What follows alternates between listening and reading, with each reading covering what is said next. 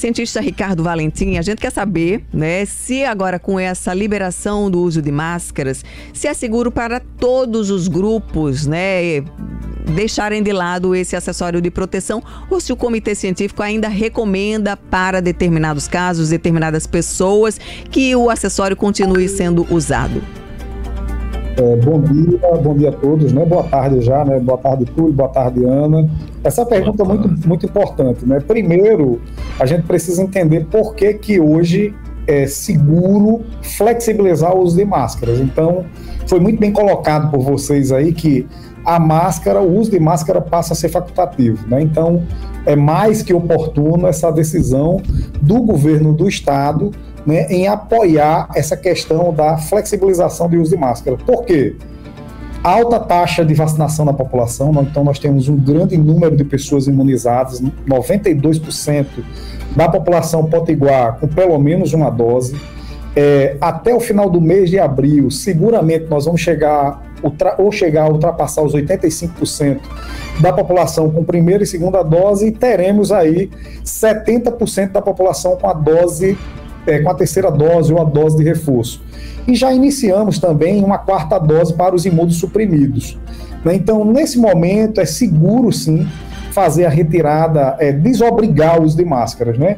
Agora, mais importante do que obrigar o uso de máscaras, como já estava antes, é passar para essa fase, que é uma fase de orientação da população com relação ao uso correto das máscaras, principalmente para pacientes imunossuprimidos, que são pessoas que têm problemas com relação à sua imunidade. Então, essa população, se for para algum lugar que vai se colocar em risco, fazer o uso da máscara, colocar a máscara é importante, justamente para mitigar esses efeitos da transmissão. Então, nesse momento, ele é seguro justamente porque temos um alto número de pessoas vacinadas, temos um número muito baixo de pedidos por internações, às vezes vários dias sem internar pacientes, já aconteceu alguns dias, sem fazer internação de pacientes com Covid-19 na rede assistencial SUS, e também o número de novos casos diários que a gente já monitora no LAIS há pelo menos 30 dias, que estava abaixo de 100 casos, né?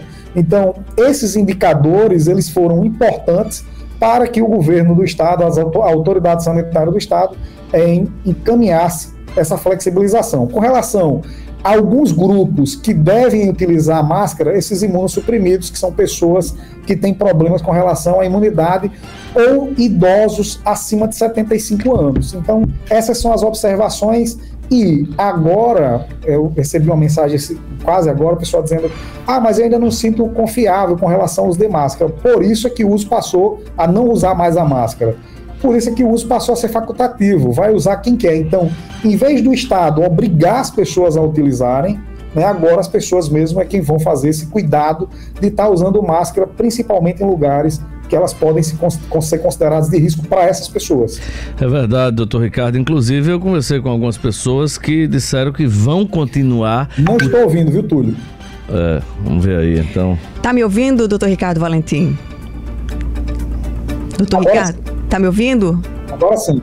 Agora sim, Túlio. Não vou perguntar não, que ele não tá ouvindo. Então, deixa eu fazer uma pergunta. O senhor falou aí da questão da Agora está ouvindo já? Vamos lá. Viu, doutor Ricardo? Já chegou aí, né? Vamos dar um radinho aí para a universidade.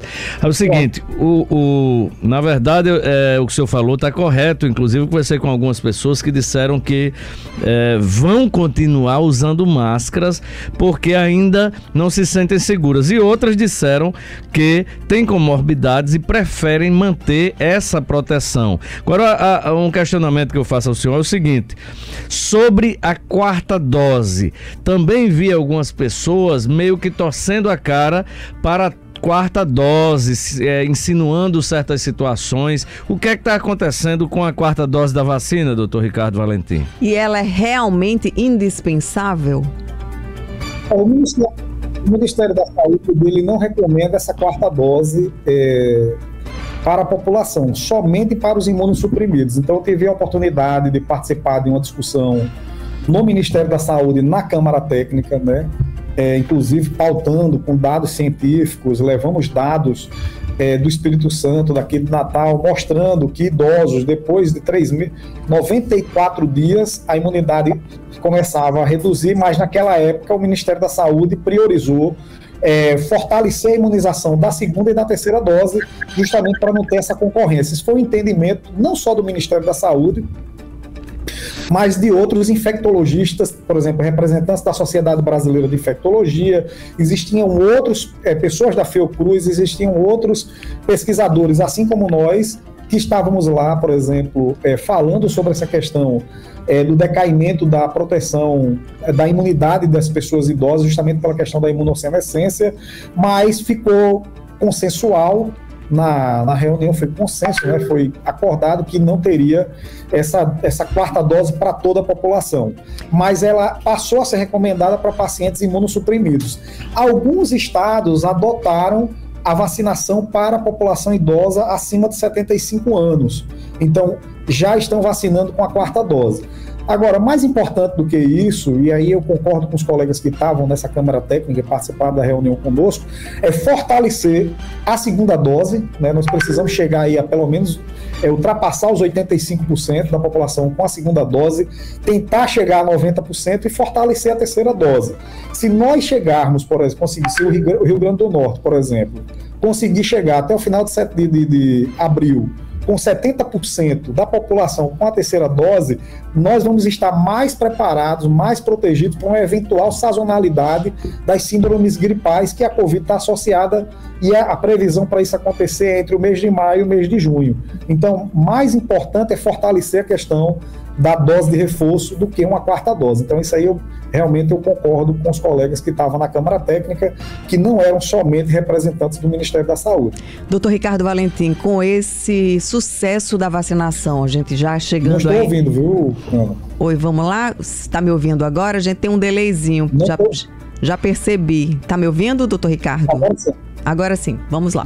Com esse avanço da vacinação, esse sucesso, né, que foi a vacinação aqui no Brasil e que está sendo em vários países do mundo, a gente chegando já aqui na casa dos 85% com o esquema vacinal completo, com esse decréscimo, né, dos casos de contaminação, e mesmo quando tem uma contaminação ainda no número elevado, no índice elevado, mas a gente tem visto aí que as mortes praticamente, né, chegaram a um patamar de início da pandemia. A gente já pode dizer que dá para sair desse termo pandemia, dá para a gente sair já dessa situação de alerta e enfrentar o coronavírus, a Covid-19, já como uma endemia, como uma H1N1, né? Essas gripes, essas influenzas, que a gente vai ter que conviver para o resto da vida, mas sem esse risco todo? O que está acontecendo em relação a isso, né? O Brasil, ele não pode decretar que a gente vai sair de pandemia para endemia. O que ele pode é retirar a questão da urgência sanitária que a gente está vivendo. Então, ele pode mudar o status. Quem vai determinar se a gente saiu de pandemia é a OMS. Agora, o que está acontecendo no mundo hoje com relação a essas questões da Covid-19 apontam sim que a gente está passando por um processo de transição, saindo de um status de pandemia para um status de endemia. E também é difícil a gente hoje prever se nós de fato vamos ter uma endemia, a Covid será endêmica. Já aconteceu, por exemplo, de ter outros vírus e esses vírus simplesmente desaparecerem. Por exemplo, o MERS foi um desses casos, mas não dá para a gente saber. A tendência, o que os especialistas colocam hoje é que muito provavelmente a Covid se tornará endêmica. Isso é um ponto negativo, né? A gente vai estar sempre tendo surtos de Covid, como a gente tem de dengue, de zika, de chikungunya, como nós temos de H1N1, como foi muito bem colocado por vocês agora, mas também é importante a gente lembrar que ter esses surtos é ruim. Agora, a parte boa dessa história é o quê?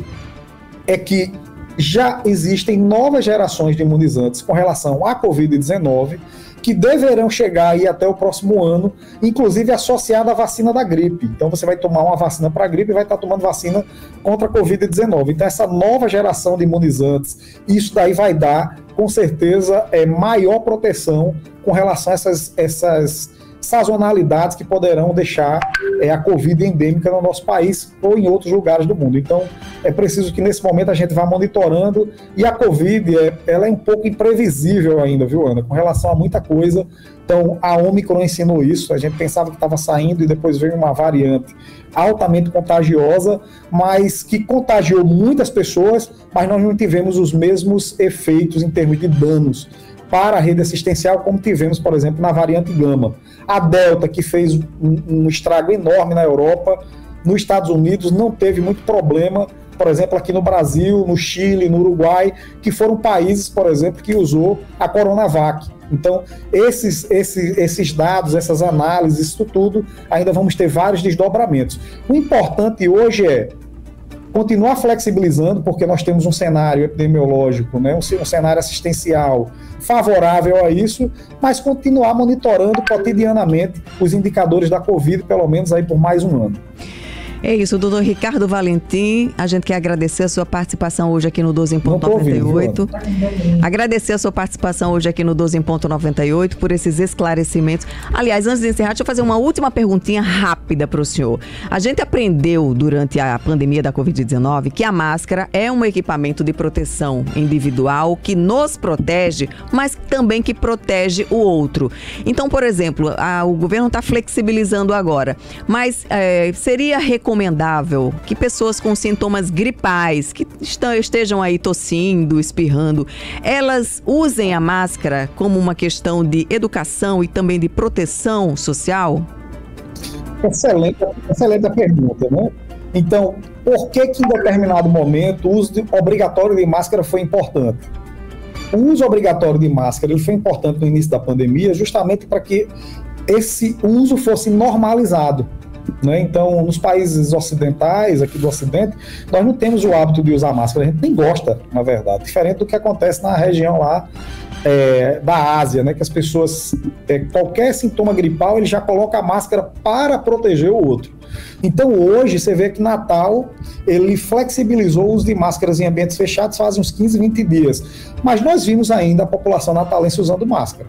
Né? Por quê? Porque não se sentia seguro, porque já passou a fazer parte da cultura. Por isso é que nós dizemos que o mais importante nesse momento, que é outro cenário da pandemia, o pessoal diz, o pessoal do Laís mudou de opinião. Não, nós não mudamos de opinião. Na verdade, o que mudou foi o cenário epidemiológico. Mudou o cenário epidemiológico, a análise é outra. É assim que a ciência trabalha. A ciência ela não é dogmática.